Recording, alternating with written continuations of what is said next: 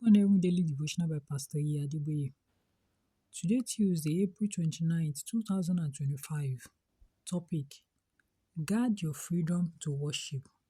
Memory verse: Psalm 124, verse 7. Psalm 124, verse 7.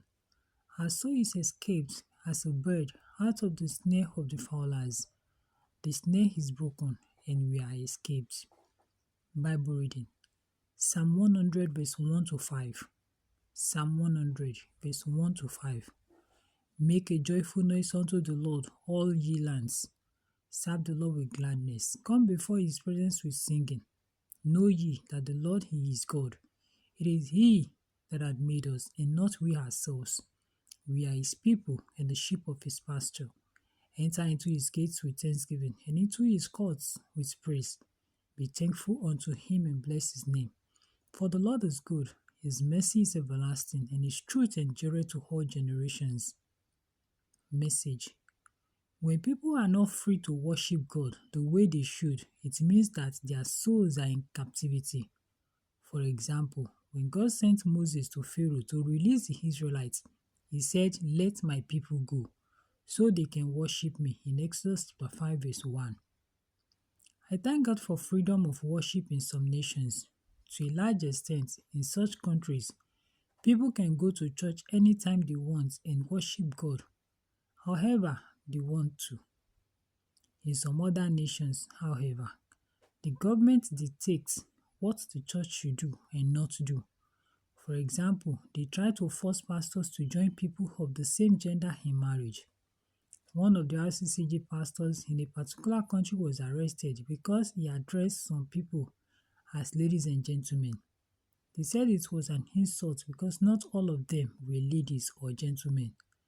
The aim of all this is to change the way Christians worship God and force them to worship Him the way unbelievers want them to.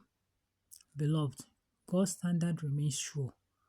You must not adapt to ungodly practices, especially within the church, just because the people at the top say so. When you adapt, that's slavery. Slavery, in its simplest terms, is anything that hinders you from living life abundantly and serving God wholeheartedly.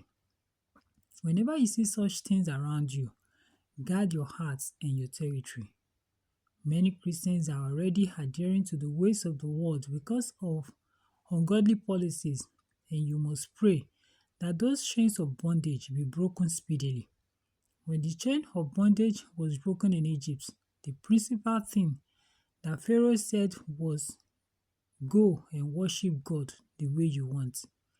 Often, policies that endanger people's souls don't appear to be evil at first. This is why we must be sober and vigilant as believers. We must be sensitive and careful about the things we permit within and around us. Many believers keep saying it doesn't matter until their consciences become seared with the hot iron of immorality and darkness, according to 1 Timothy chapter 4 verse 2. 1 Timothy 4:2. If it doesn't conform to God's will, it matters to God and it should matter to you too. Beloved, if you have been chained such that you can no longer serve God wholeheartedly, I pray that God will deliver you today. Your soul escape like a bird from those shackles, according to Psalm 124 verse 7. And may you enjoy the freedom to worship God in spirit and in truth in Jesus' name.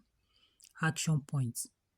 Thank God if you are able to worship Him freely and pray for deliverance for those who do not enjoy the same freedom. Bible in 1 year. 1 Chronicles chapter 3 to chapter 4. 1 Chronicles chapter 3 to chapter 4. Hymn for today. Yield not to temptation. God bless you.